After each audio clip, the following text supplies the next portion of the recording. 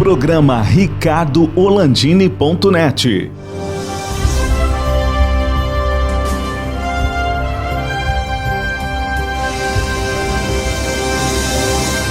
Alô, amigos, estamos começando mais um programa ricardoholandini.net naquela época da pandemia do coronavírus e suas variantes que não querem nos deixar. Elas estão aí conosco. Nosso convidado de hoje é um antigo amigo, fraterno amigo, uma figura ilustre da área do marketing, o gestor de marketing da Evidência Press, Marcelo Luciano Nunes Folleto, o aniversariante da semana passada. Verdade. Boa noite, Ricardo. Prazer novamente estar no teu programa, participando.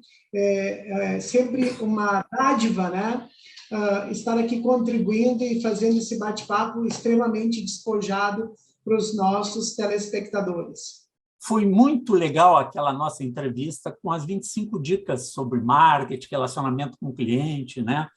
Mas agora nós estamos aí com a pandemia entrando no seu terceiro ano. O pessoal não é que passou um ano, agora está fechando o segundo ano, né? Agora em fevereiro. Março inicia o terceiro ano de pandemia global. E isso afetou a vida de todos nós, afetou a vida de todos os brasileiros, de todas as pessoas que vivem nesse planeta que nós chamamos de Terra, né? Marcelo, o empreendedorismo é fundamental para a sobrevivência da sociedade. Sem o empreendedorismo, sem os pequenos, os médios, sem essa turma que está sempre fervilhando, não tem emprego para todo mundo, porque as pessoas esquecem que 97% dos empregos gerados no planeta vem das micro e pequenas empresas, não vem das grandes corporações. É só 3% da massa trabalhadora no planeta que trabalha nas grandes corporações. A grande maioria trabalha na padaria, na livraria, no supermercado, nesses outros lugares, nos escritórios de advocacia, nas empresas de marketing, como a Evidência Press. É a grande maioria das pessoas, ou são empreendedores individuais, que tem muita gente se virando nos 30 nessa época da pandemia, né? Estão aí a 1000 pelo Brasil, sobrevivendo no meio de todo esse caos global. Como é que tu vê o empreendedorismo nesses momentos de crise? Olha, Ricardo, eu costumo ver o empreendedorismo como a força motriz desse país, e não só do país, como do mundo, né? Você bem mesmo iniciou a tua introdução falando que o empreendedorismo ele responde para uma boa parte do PIB. Com a consequência do Covid, que começou em dezembro de 2019, nós tivemos uma grande desestabilização dos negócios empreendedores, né? Vários pequenos fecharam seus negócios. A crise veio para ser uma crise momentânea e ela está até o presente momento. E coube aos empreendedores que sobreviveram a esse período pandêmico até então, se reinventar com muita criatividade, com muito planejamento, com muita parceria e também com muita paciência. Por quê? Porque o empreendedorismo, o empreendedor, né, em si, ele teve que se adequar a um momento muito tênue, porque era ser uma coisa passageira e ficou 2 dias, 30 dias, 3 meses, 6 meses, 1 ano, 2 anos, e assim foi. Então, o que veio? Veio a preocupação de capital, né? Porque o empreendedor, né, ele surge no Brasil, ele vem muito com força, como necessidade ou por oportunidade, né? Como a gente costuma dizer. E nesse interim desses anos que a gente está em pandemia, a necessidade falou mais alto. Muitos executivos, muitas outras pessoas que estavam trabalhando na formalidade de carteira assinada também perderam seus empregos e tiveram que se reinventar e buscar, por meio do empreendedorismo, abrir seus negócios. Há uma pesquisa da GEM, que é um estudo global, onde 46 países participam, e ele fala muito bem em dados estatísticos que revela que nós temos aí 50,2 milhões de pessoas interessadas em empreender. E o que leva essas pessoas a empreenderem, mesmo nesse momento da crise, é a necessidade e não a oportunidade. Então, nós vivemos num país que vem passando por diversas crises, né? E a crise pandêmica também acentuou a nossa crise econômica, né? Então, o que era custava 5, está custando 8, a gasolina que o empreendedor precisava para trabalhar com a sua logística ficou mais cara, ou seja, os processos e os recursos também encareceram a vida do empreendedor. Diante disso, aquelas pessoas que saíram da formalidade e aquele que já esteve e que estava na formalidade e dentro dos seus negócios, ele teve que se reinventar. E como é que ele se reinventou nos dias até o presente momento? Com muita criatividade, com planejamento, eu falei, com muita persistência, com muita parceria, porque um empreendedor se solidarizou com o outro, né? Buscou, e aí o que tu está fazendo para sobreviver? O que tu está fazendo diferente que no meu negócio eu posso implantar? Então, foi, de uma maneira geral, foi esse escopo que a gente viu nesses 2 anos de pandemia, aí, as pessoas procurando muito se reinventar seus negócios. E isso não só mudou os pequenos e médios negócios, como também as grandes empresas passaram a desenvolver novas estratégias para sobreviver, porque o empreendedor é toda aquela pessoa que está no mercado com uma ideia ou com um negócio. O Marcelo, esta crise, a gente fala e a gente não está localizando ela no Brasil, né? Tu falou de combustíveis, por exemplo, nós estamos acompanhando aí a alta dos combustíveis, é global, né? O petróleo saiu de antes da pandemia de uma coisa entre 35 e 40 dólares, ele já beira os 85 dólares, quer dizer, mais que o dobro o barril do petróleo, né? Agora nós estamos vendo outra crise na Europa, no inverno europeu, né?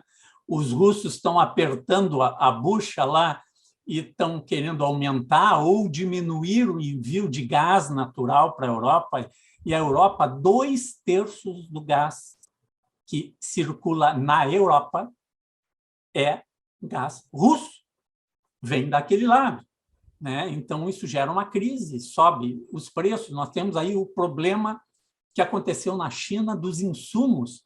Pô, falta chip de computador, falta chip e tudo que é coisa para peças para automóvel. A gente vê pátios das montadoras com os carros semi-montados porque está faltando alguma coisa, principalmente a parte eletroeletrônica que está em falta. Então, no meio de tudo isso, nesse momento que a gente tem que se reinventar, que a gastronomia se reinventou, abre e fecha restaurante, todo aquele esquema todo aí que acontece aí, o que fazer com isso, Marcelo?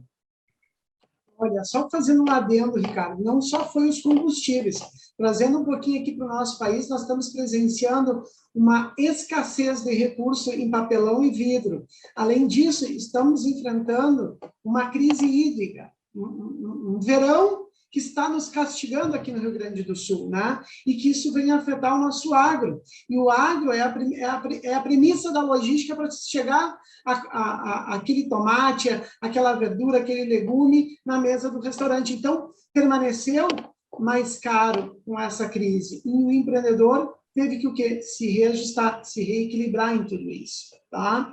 Diante disso que tu falaste, eu acho que a gente vive uma conjuntura não só macro, mas também micro. Há políticas internas que colaboram para esse incentivo ao empreendedorismo. Tá? Então, esse abre e fecha de restaurantes, ele está muito também ligado ao comportamento do consumidor, porque o restaurante ele teve que se reinventar. Se ele não tinha delivery, ele teve que, para sobreviver, fazer o delivery. Né? Os aplicativos de entregas, como o iFood, né? que cresceu largamente durante a pandemia, porque foi um canal a mais de venda que os restaurantes E aí entra o empreendedor, teve que se associar, buscar essa parceria para manter vivo o seu negócio. Por quê? Porque as portas estavam fechadas e as contas do mês batiam as suas portas, os impostos.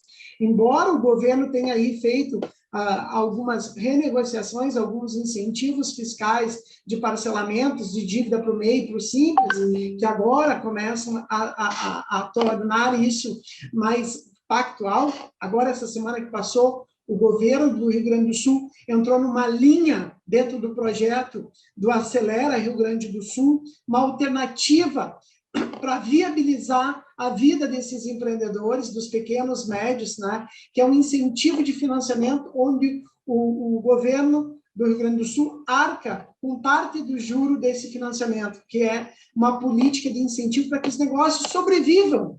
E é isso que a gente precisa fazer. E se não fizer isso, vai para o beleléu tudo, né? O Estado não pode atrapalhar, o Estado tem que ajudar, não é isso, Marcelo? Com certeza. Eu acho que se a gente tivesse um pouco mais, não só esse exemplo que veio aqui do Rio Grande do Sul, mas um pouco mais de políticas públicas, com menos burocracia, com mais agilidade em prol do pequeno empreendedor, do médio, eu acho que as coisas estariam num outro patamar. Eu diria assim fortemente no meu olhar assim que os nossos governantes demoraram para agir com esse meio empresarial, porque é como aquilo que a gente falou, era para ser uma pequena crise. Nem mesmo nós, os governos, os governantes, tinham uma dimensão de médio e longo prazo de quando e como acabaria essa crise, né? E a gente vê esse efeito, inclusive, no mercado, né? A bolsa caindo em função disso, daquilo, né? Que a gente vive essa realidade política e econômica que afeta não só os custos de combustíveis, mas os custos de logística, né? Também ficaram mais caros. A falta de matéria-prima, de insumos, né? Não só nas grandes empresas, mas para o pequeno empreendedor, isso fez falta durante a pandemia e ainda está fazendo falta. Né? Como vidro, como plástico. Esses insumos que começaram a faltar, tu vê na construção civil o que subiu os preços do material de construção. Não tem essa inflação que se fala de 10%, teve produtos na construção civil, como o plástico, o PVC, né? E o ferro, que subiram mais de 100% em um ano. Verdade.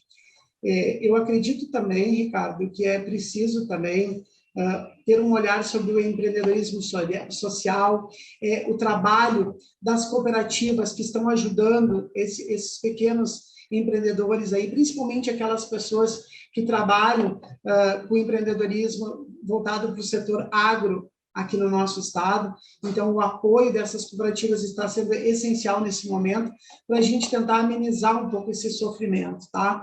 O Sebrae aqui do Rio Grande do Sul está com uma equipe de consultoria, né, muito forte para ajudar, de amparo, de mentoria e de consultoria ao pequeno empreendedor, né? Além de todas as outras grandes empresas. Nós mesmo, dentro da Evidência Press, tivemos, logo no início da pandemia, a gente criou o projeto Mentoria e Inteligência de Mercado para o seu negócio, onde a gente trazia um grande grupo de discussões, né, via plataforma online, de maneira bem híbrida, né, trazendo os problemas desses empreendedores e nós, num grupo maior, fazer um penso para a gente tentar criar uma ou mais soluções para aquele negócio que estava passando dificuldades. Nós, dentro da Evidência Press, eu e Edith Auler, minha sócia, tivemos essa preocupação, de forma gratuita, de levar a nossa inteligência, a nossa expertise a esse pequeno e médio empreendedor que estava alento naquele momento. E tem um outro grande detalhe, Ricardo, que eu acho que vale muito a gente falar. O pequeno empreendedor e o médio, quando começou a pandemia, nos primeiros 6 meses, ele entrou num período de surto, porque ele não sabia para que lado ir. Né? Não existia receitas prontas de bolo, né, para ele tocar naquele negócio diante de uma crise que era para ser pequena e se tornou tão grande. A gente via nas notícias só efeitos negativos, mortes todos os dias, e aquilo assustava e o negócio fechado. Então, precisou trabalhar muito 2 fatores com esse empreendedor, antes mesmo de resolver o problema. Quais seriam isso? Primeiro, a questão da liderança, o protagonismo dele e a questão da inteligência emocional. Muito equilíbrio na sua saúde emocional, na sua saúde mental, para ele ter o penso capaz de olhar o seu negócio de fora para dentro e dizer, olha, essa é a melhor alternativa. Eu costumava dizer que lá nas nossas reuniões, a maioria dos empreendedores estavam míopes, porque a crise veio de uma maneira tão veloz que deixou muitos dos nossos empresários e empreendedores cegos, míopes. Eles não sabiam para que lado correr. Precisou, então, daquele alento de pegar na mão, de mostrar pelo menos uma ou mais alternativas para ele seguir nesse percurso, nessa jornada empreendedora do seu negócio. Porque, gente, a gente viu muitos empreendedores, inclusive aqui em Porto Alegre, vários estabelecimentos com vários anos, né, de existência, de prestação de serviço, fecharem do dia para a noite suas portas por não terem condições de segurar, porque uma coisa é certa, né, Ricardo? Tu tens o empreendedor que tem um bom planejamento e que tem o espírito econômico de ter um certo capital de giro sobrando, ele, naquele tempo que ficou fechado, ele se manteve com aquelas economias. Passado esse tempo de 6 meses, ele não tinha mais dinheiro. Não existia financiamento. Teve que usar o seu cheque especial, teve vários empreendedores que venderam seus ativos, carros, casa, para tentar manter o seu negócio. Tá? E a gente, de novo, com o nosso trabalho, muito voltado de trabalhar liderança, de trabalhar inteligência emocional, de pensar o negócio dele, com todos os problemas, com todas as alternativas que estão, a gente, num grande grupo, levou soluções. E isso, Ricardo, deu muito certo, porque para nós, isso a curto e médio prazo, após ele colocar as estratégias em práticas que a gente recomendava, ele viu um ar e veio em busca da nossa consultoria. Maravilha. Então, Marcelo, nós vamos fazer um rápido intervalo aqui no programa ricardorlandini.net, que você assiste no BATV. Canais 20 e 520 da NetRes, Vale do Sino, 26 e 526. Nas nossas redes sociais, também no YouTube, no Facebook, e bombando o mundo afora pelo streaming da internet do BATV. Nós já voltamos. Camarões, frutos do mar, filés, tudo com o toque da melhor experiência gastronômica. Teleentrega 3105-6767. Chihuahua, o sabor tradicional na mesa da sua casa. Eu sou o Rogério da Rogério.pizza. Sabe por que eu faço pizza? Porque eu adoro fazer pizza, eu amo fazer pizza. Fazer pizza para mim é louco de bom. Teleentrega 0800 321. Rogério.pizza.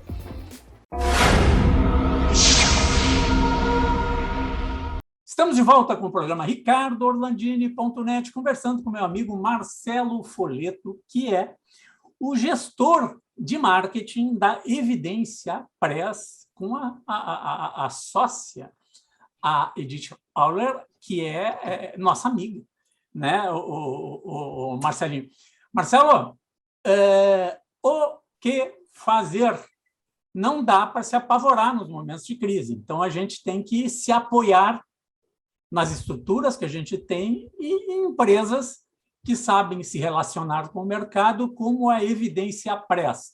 Dá alguns exemplos para nós aí de como fazer a gestão de comunicação e marketing no meio de toda essa crise.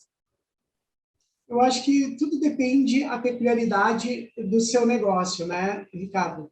Eu acho que numa crise a gente tem que pensar a comunicação sobre 2 viés, de dentro para fora e de fora para dentro da sua empresa. Primeiro, eu trabalharia muito a comunicação interna, porque uma crise ela vem avassaladora, ela tem que ser trabalhada internamente primeiro. Então, trabalhar os seus pares, seus fornecedores, a sua equipe de colaboradores internos e, principalmente, suas lideranças. Entender o penso, a estratégia, o que queremos, qual o nosso propósito, onde vamos chegar e o que vamos fazer. E como nós vamos comunicar. Na pandemia, a gente viu logo no início excessos, né, de comunicação, de live. Num primeiro momento, foi legal, porque as lives também eram uma maneira de alento, de informação, de levar conteúdo, né, para aquelas pessoas que estavam isoladas em quarentena. Posteriormente, tudo que é demais vira demagogia. Então, a gente começou a trabalhar a comunicação sobre diversos vieses, que não só o marketing digital, também começou a buscar os protagonismos das mídias tradicionais, porque durante a pandemia, o rádio, o jornal, tornaram-se ferramentas essenciais e verdadeiras de notícias, e não aquilo que a gente estava naquele borbulhões de informações diante da internet. Muita coisa era verdade, mas também muito era fake news. Então, a gente começou a trabalhar o efeito funil das empresas no sentido de comunicar, trabalhando o que é essencial, o que é importante e o que é ocasional, sem exagero e falando de maneira prática e objetiva. Então, a gente trabalhou diferentes vieses da comunicação daquele negócio para a gente, através da assessoria, né, que a gente trabalha muito com mídia espontânea, né? Então, a mídia espontânea, ela tem um trabalho de estratégia por trás. Nós temos uma pauta e, a partir da pauta, a gente pensa diferentes formas de vender aquele negócio, aquele empreendedor no mercado. E foi isso que a gente levou para os veículos de comunicação, para com os nossos clientes, que foi uma comunicação criativa, uma comunicação vendedora, uma comunicação de informação, de subsistência, e deu certo. Um dos exemplos que a gente fez, e lá no início da pandemia, nós fomos pioneiros, a Evidência Press, em trabalhar o primeiro Delivery Experience em Porto Alegre, através de delivery e de maneira híbrida. O que foi isso? A gente juntou um pool de restaurantes, né? Eles estavam lá, precisavam vender os seus negócios, a gente sabia que as pessoas estavam isoladas, em quarentena, e a gente levou o cardápio, né, para dentro das suas casas de maneira diferente, num delivery diferenciado. E também fomos protagonistas em levar entretenimento junto com comida. Então, a gente realizou show de maneira virtual na plataforma Zoom, né? E não foi 1, 2, 3, foram vários eventos. Então, a gente procurou a pensar de forma diferente para que a gente pudesse criar também alternativas de vendas, né? E de engajamento, de interação com aquele cliente, também com aquele consumidor que estava trancado dentro de casa. E foi isso que a gente procurou também se despir de uma comunicação tradicional e vir para um modelo mais híbrido, mais criativo. E isso deu certo. Esse foi um exemplo que saiu em vários veículos aí de comunicação, onde a Evidência Press, junto com a equipe do Eu Tenho Visto, criamos e se mobilizamos. Então, foram várias ações, e inclusive a Semana Farroupilha a gente criou box, então uma assessoria de comunicação foi protagonista, inclusive para vender refeições, para depois passar a comunicação como importante, e não foi como essencial. Então, a gente criou esse tripé de o que é essencial, o que é importante e ocasional. Naquele momento, para aquele empreendedor, o essencial era vender, era ter o contato com aquele cliente. O importante era a comunicação. E o essencial era o fruto que deu certo com toda a ação, sabe? Então, a gente levava 20, 30 pessoas para dentro da plataforma Zoom, 1 hora de show gratuito, todos na sua casa, respeitando todos os protocolos, e isso deu muito certo. Então, as marcas vieram atrás de nós, procurando, entregando o seu negócio nas nossas mãos, dizendo, o que eu posso fazer? Como eu devo proceder? Porque assim, tudo era novo até então, o Zoom era novo, os formatos híbridos, né, eram novos, e as pessoas foram se habituando. Várias assessorias, vários outros colegas ligavam para nós, como é que vocês fizeram isso? Como é que vocês fizeram aquilo? Então, a gente foi muito testando, Lembro muito bem que o primeiro evento que a gente fez de maneira híbrida, nós três, eu, Edith e Jaque, estávamos muito preocupados com a questão de tempo, porque a plataforma inicialmente era 40 minutos, como que a gente ia lidar com aquele monte de pessoas que a gente tinha convidado para estar no evento. Graças a Deus, com muito planejamento, com muita objeção, fomos felizes naquilo que a gente se propôs. Doutor, ô Marcelo, uma coisa que aconteceu, e tu fez um en passant aí, né, que a pandemia fez, entre aspas, ressuscitar as mídias tradicionais. Jornal, rádio e televisão voltaram com toda a força e reocuparam o espaço que estava sendo utilizado pelas redes sociais, principalmente o Facebook e o Instagram. E eu me apavorei com os números dessa semana que passou, do que aconteceu com o Facebook em todo o mundo. 1 milhão de usuários por dia é a média que estão saindo do Facebook. O que está acontecendo, Marcelo Folletto? Olha, é uma conjuntura bem grande aí, mas vamos lá. Inclusive, ontem também, né, no dia 3, caiu-se as operações financeiras na Bolsa de Valores. O Mark Zuckerberg perdeu um senhor valor monetário. 240 bilhões de dólares. Primeiro, Ricardo, que eu posso te falar o seguinte. Existe o metaverso que está sendo protagonizado pelo próprio Facebook, né, que é dono também do WhatsApp. Há também um direcionamento para as novas mídias. O TikTok vem vindo com muita força, inclusive os anunciantes estão direcionando para lá, né? O que houve? Tá? Houve no período pandêmico também uma